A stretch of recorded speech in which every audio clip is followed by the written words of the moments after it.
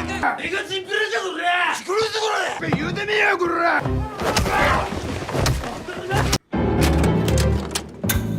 tahun 1974, di Kurehara, klan Yakuza Odani menyatakan perang terhadap klan Yakuza Irako di Hiroshima. Perseteruan itu disebut konflik Hiroshima ketiga. Balas dendam meningkat di kedua sisi. Mereka tenggelam lebih dalam ke lembah berdarah, di mana kedua belah pihak kalah. Polisi Hiroshima pun menangkap bos Yakuza Odani. Setelah 14 tahun, era kekuasaan Yakuza memudar. Tapi kemudian, perang baru mengancam di Kurehara. Pasukan Yakuza Odani yang tersisa telah berkumpul kembali. Target mereka ialah kelompok Kakomura yang dinaungi klan Irako.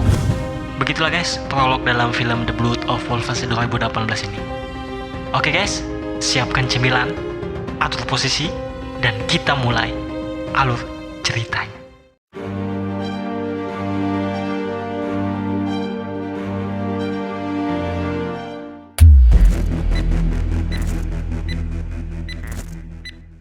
Pada April di tahun 1988, kita diperlihatkan kelompok Yakuza Kakomura yang dinaungi klan Irako sedang menyiksa seorang pria yang bernama Uesawa.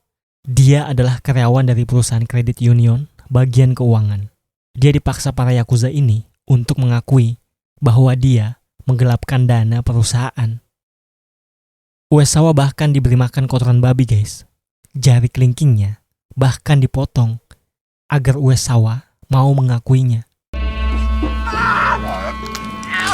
Nozaki pun melaporkan ke atasannya di kelompok Kakomura bahwa Uesawa telah mengakuinya dan akan mengirimkan jari kelingkingnya sebagai tanda menyesalnya Uesawa. Tapi bosnya dari klan Irako tidak menginginkan jari kelingking itu. Bosnya menginginkan kepala Uesawa guys. Yang pada akhirnya Uesawa pun dipotong kepalanya guys. Tapi tidak diperlihatkan adegannya. 4 bulan kemudian, di stasiun kepolisian divisi timur Kurehara, ada rumor beredar salah satu detektif senior yang bernama Sogo Ogami yang mempunyai julukan Serigala, ini orangnya, dia diisukan mempunyai hubungan dengan salah satu kelompok Yakuza dari klan Odani. Dan sekarang dia ditugaskan bersama detektif muda Shuichi Hyoka, ini orangnya, untuk menyelidiki kasus hilangnya karyawan kredit union itu. Yang sebetulnya, Hyoka ini dikirim atasannya dari Hiroshima untuk mencari bukti kebenaran isu Sogo Ogami yang menjalin hubungan dengan Yakuza Odani. Kemudian mereka pergi ke tempat judi yang biasa aku sebut judi dindong. Di sini, Ogami menyuruh Hyoka untuk mencari masalah dengan salah satu anggota Kakomura yang mempunyai julukan Sumo. Ini orangnya. Perkelahian pun terjadi, tapi Hyoka seperti tak melawan, yang akhirnya membuat dia babak belur. Untungnya, Ogami segera datang, yang ternyata ini adalah rencana Ogami untuk menjebak Sumo, agar Sumo mau memberi informasi tentang karyawan itu, yang padahal kita tahu Sumo terlibat dalam kasus karyawan itu. Tapi, Sumo tetap bungkam meskipun akan dijebloskan ke penjara karena memukul polisi. Yang pada akhirnya, Ogami tidak jadi menangkap Sumo. Ogami pun membawa Hyoka ke apotik untuk diobati. Di sini Hyoka kesal karena Ogami menggunakannya hanya untuk berbincang kecil dengan Sumo. Di sini Ogami menjelaskan maksudnya. Dia mengetahui perusahaan kredit union tempat karyawan itu bekerja adalah perusahaan kedok kelompok Kakomura untuk mencuci uang.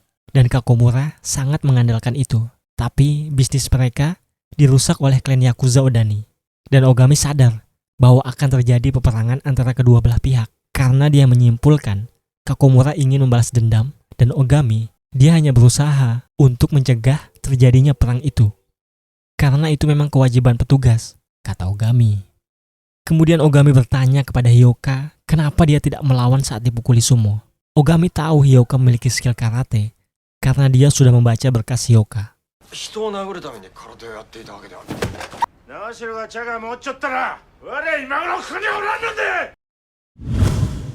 Scene berpindah, Ogami pun menyampaikan kesimpulannya ke rekan-rekannya bahwa dia sangat yakin Uesawa dibunuh oleh Kakomura dan ingin segera meringkus Kakomura.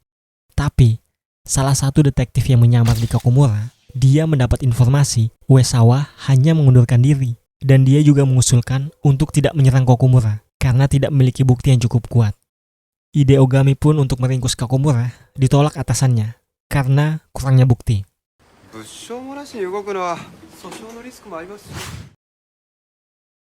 Malamnya, dua anggota Odani baku hantam dengan dua anggota Kakomura di wilayah kekuasaan Odani. Anggota Kakomura itu berniat ingin menguasai wilayah Odani. Keesokannya, Ogami dan Hyoka pergi mendatangi kelompok Odani.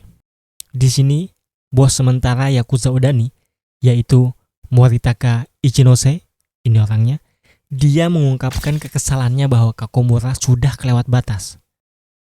Dan Odani, dia tidak bisa membiarkan ini terus berlanjut. Tapi Ogami mencoba meyakinkan Ichinose untuk menahan emosinya. Karena Ogami tahu niat Kakomura, dia ingin memprovokasi Ichinose agar Ichinose ditangkap sebelum bos besar Odani keluar penjara. Agar Kakomura bisa menguasai semua wilayah Odani. Lalu Ogami pun meyakinkan Ichinose bahwa dia mempunyai rencana untuk meringkus Kakomura. Ichinose pun bersedia menahan serangannya karena dia percaya dengan Ogami. Lalu Ichinose pun memberikan jatah bulanan kepada Ogami. Di sini Hyoka melihatnya dan sadar Ogami memang mempunyai hubungan baik dengan Yakuza Odani. Malamnya, Ogami, Hyoka, dan anggota Odani merayakan penyambutan Hyoka. Mereka pergi ke klub Mamiriko, ini orangnya. Dia adalah pemilik klub ini. Dan dia berteman sangat baik dengan Ogami dan Yakuza Odani. Mamiriko sangat terkejut karena Hyoka lulusan dari universitas ternama dan memiliki gelar dokter. Dan Kemudian Ogami mengingatkan Mamiriko bahwa Takashi, salah satu anggota Odani, akan lepas kendali jika Riko tetap ingin mengecek barang milik Hyoka. Ini orangnya. Karena dia sangat ngefans dengan Mamiriko. Tapi Mamiriko menyuruh santai aja karena Takashi sudah mendapatkan apa yang dia butuhkan, kata Mamiriko. Tak lama, Kakomura dan ketua klan Irako datang juga ke klub Mamiriko, yang dimana hampir terjadi keributan karena Takashi melihat Soe Irako memegang pantat Mamiriko. Tapi untungnya, para ketua Yakuza berhasil menenangkan anak buahnya masing-masing.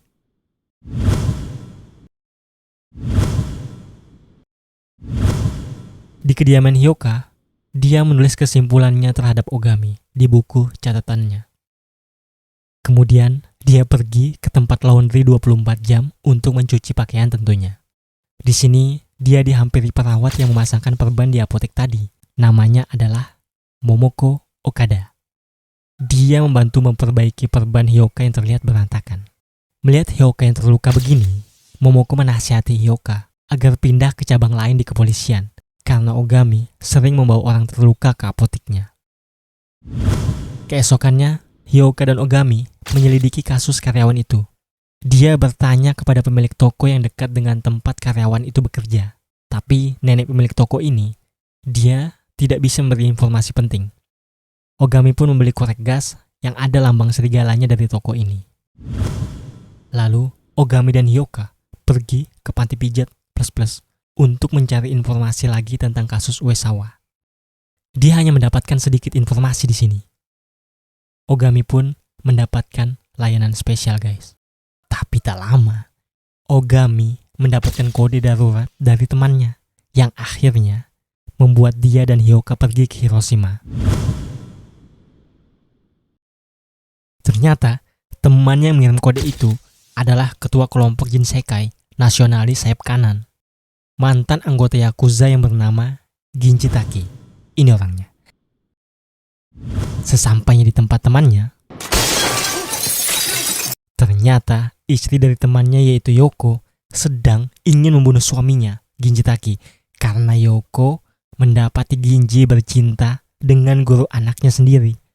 Untungnya, Ogami berhasil menenangkan Yoko. Kemudian, Ginji memberikan jatah bulanan kepada Ogami. Hyaku mendapatkannya juga, tapi Hyaku menolaknya. Ogami pun tidak mengiyakan itu. Lalu, Ogami bertanya kepada Ginji tentang kasus karyawan itu. Awalnya Ginji menolak untuk memberitahu Ogami, karena Kakomura sudah berafiliasi dengan Jinsekai. Tapi setelah Ogami mengancam dia akan beritahu Yoko tentang wanita yang pernah ditiduri Ginji, Ginji pun akhirnya memberitahu apa yang diketahuinya tentang kasus itu. Dia memberitahu untuk menyelidiki hotel yang dimana Ginji dapat informasi pada bulan April Kakomura terlihat membawa Uesawa ke sebuah hotel. Ogami dan Hyoka pun pergi ke hotel itu. Tapi manajer hotel tidak bisa membantu apapun karena informasi pelanggan dilindungi hak cipta. Hyoka pun menunjukkan Ogami bahwa hotel memiliki CCTV. Hyoka menyarankan untuk mengambil surat perintah terlebih dahulu. Tapi Ogami tidak mau menunggu selama itu. Ogami pun membuat kekacauan dengan membakar daerah belakang hotel yang membuat karyawan hotel pada keluar semua. Ogami dan Hyoka pun masuk untuk mencari rekaman CCTV. Tapi Hyoka mengingatkan Ogami dia tidak mau dengan cara seperti ini yang bisa membuat mereka dipenjara jika ketahuan. Ogami yang kesal pun dengan ocehan Hyoka mencoba memukul Hyoka. Tapi Hyoka refleks guys karena skill karatenya yang membuat Ogami knock out. Hyoka tak sengaja melihat kaset dari CCTV hotel pada bulan April, yang akhirnya Hyoka pun mencuri kaset itu. Dan dengan bukti yang jelas ini, kepolisian divisi timur mencoba mendapatkan surat perintah untuk penangkapan anggota Kakomura yang terlihat di video itu, yang akan dilakukan besok pagi. Ogami pun mengajak Hyoka minum untuk merayakan keberhasilannya mendapatkan bukti itu. Tapi Hyoka menolaknya karena dia tidak bisa menerima cara Ogami untuk mendapatkan bukti itu. Apalagi setelah melihat Ogami mendapatkan suap dari para Yakuza. Malamnya di klub Mameriko, Takashi, anggota Odani yang ngefans betul sama Mameriko itu, tidak terima melihat Mameriko digangguin anggota Kakomura, yaitu Yoshida. Saat Yoshida pulang bersama anggotanya, Takashi mencoba membunuhnya menggunakan pisau, tapi tidak kena, yang akhirnya membuat Yoshida menggunakan senjata yang baru dia dapatkan dari Filipina untuk membunuh Takashi. Di sisi lain, saat itu sedang hujan, Hyoka tak sengaja berteduh di depan apotik Momoko dan melihat Momoko baru saja menutup apotiknya, yang akhirnya membuat Momoko mengajak Hyoka ke tempat tinggalnya. Saat di rumah Momoko, Hyoka baru mengetahui ternyata Momoko sudah pernah menikah dan sudah bercerai 6 bulan lalu. Dan Momoko senang bisa pisah dari mantan suaminya karena mantannya suka KDRT. Suasana yang dingin akibat kehujanan pun mulai memanas guys. Hyoka pamit untuk pulang, tapi Momoko meminta Hyoka tidur di rumahnya saja karena hujan masih deras. Momoko pun pamit untuk mandi terlebih dahulu. Lalu Hyoka pamit kepada Momoko untuk membeli bir terlebih dahulu. Persiapan untuk melalui malam yang panjang di rumah Momoko. Kawaii. Saat Hyoka membeli bir, dia mendengar ada suara tembakan. Dan kemudian ada seorang pria berlari di depannya. Hyoka pun menangkapnya, yang ternyata adalah anggota Odani.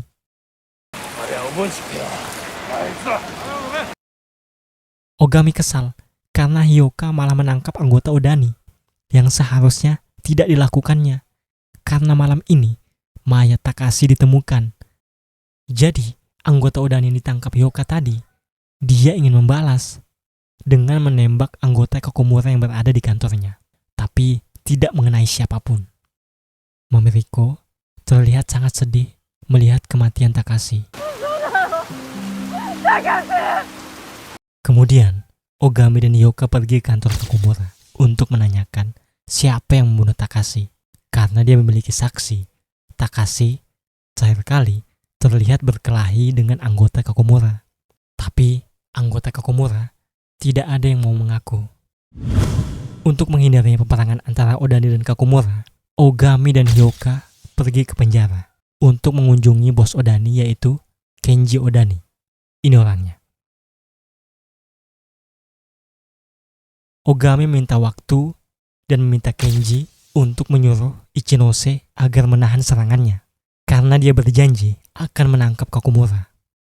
Ichinose yang kesal pun karena dia disuruh bosnya untuk menahan serangannya, memberi waktu Ogami 3 hari untuk menangkap Kakumura.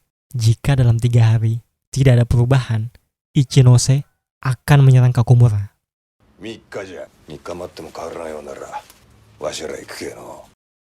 Di luar, Hyoka bertanya kepada Ogami, bagaimana jika dalam 3 hari tetap tidak mendapatkan bukti untuk menangkap Kakumura? Ogami pun berkata, dia akan menghalalkan segala cara untuk menangkap Kakumura, meskipun harus membuat bukti palsu. Ternyata, Hyoka merekam pembicaraan ini dan pembicaraan Ogami dengan Odani tadi, guys. Keesokannya, di kantor Komando Tinggi Polisi Hiroshima, Hyoka melaporkan kepada atasannya, yaitu Daisuke Saga. Ini orangnya. Hyoka memberikan semua catatannya dan rekamannya tentang kesepakatan Ogami dengan Odani. Hyoka meminta bosnya untuk segera menangkap Ogami dengan bukti yang sudah ada. Tapi, Saga tidak ingin menangkap Ogami dengan kasus itu. Saga menyuruh Hyoka untuk mencari buku catatan milik Ogami, di mana terdapat banyak bukti. Karena Ogami dicurigai membunuh bos Irako di saat peperangan Odani dengan Irako 14 tahun yang lalu. Scene berpindah, di mana Mameriko ingin bercinta dengan Yoshida, anggota Kakumura yang sudah membunuh Takashi. Saat Yoshida sudah telanjang bulat, Hyoka dan Ogami masuk, yang ternyata Yoshida sedang dijebak. Mameriko, dia sangat marah. Dia ingin langsung membunuh Yoshida. Untungnya, Hyoka bisa menenangkan Mameriko. Ogami pun memaksa Yoshida untuk memberitahu informasi tentang kasus Uesawa itu. Jika tidak, Ogami akan mengambil pentol barang milik Yoshida. Awalnya, Hyoka menolak cara Ogami untuk mendapatkan informasi ini, guys.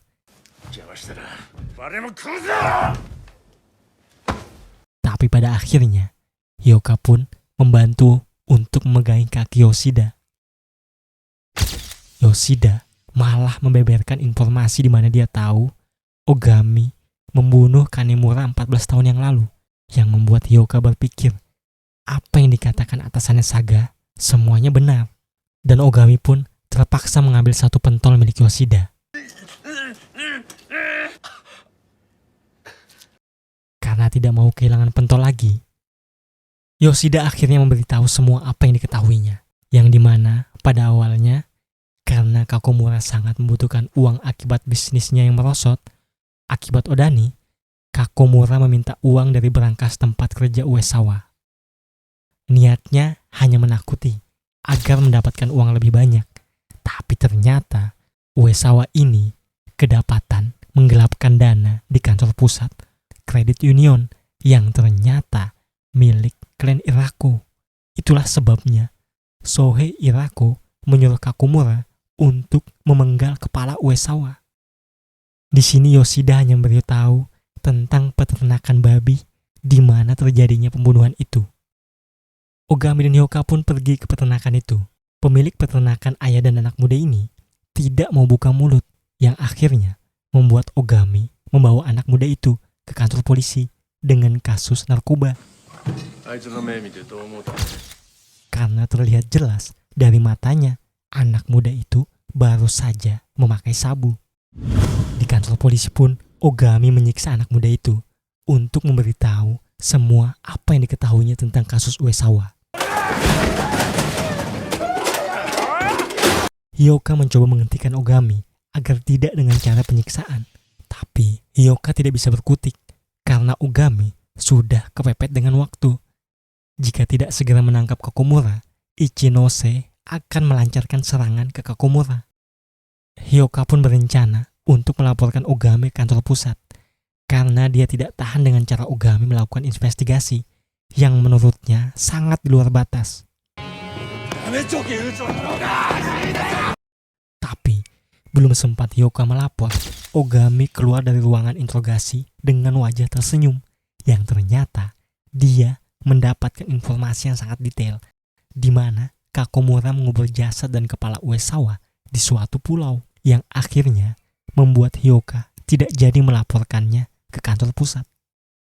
Kemudian Ogami dan Hyoka pergi ke klub Mamiriko.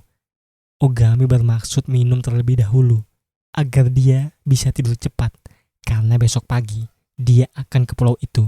Tapi tak lama Kinji menghampirinya yang dimana dia melakukan kebiasaan jeleknya, bermain dengan wanita. Lalu Ginji memberitahu Ogami bahwa ada seorang jurnalis sedang menyelidiki kasus Kanemura 14 tahun yang lalu.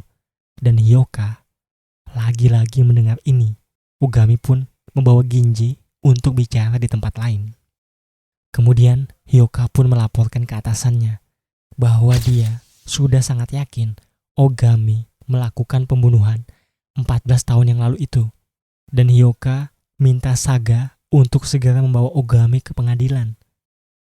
Tapi Saga atasannya, dia tidak ingin segera menangkap karena bukti kurang jelas.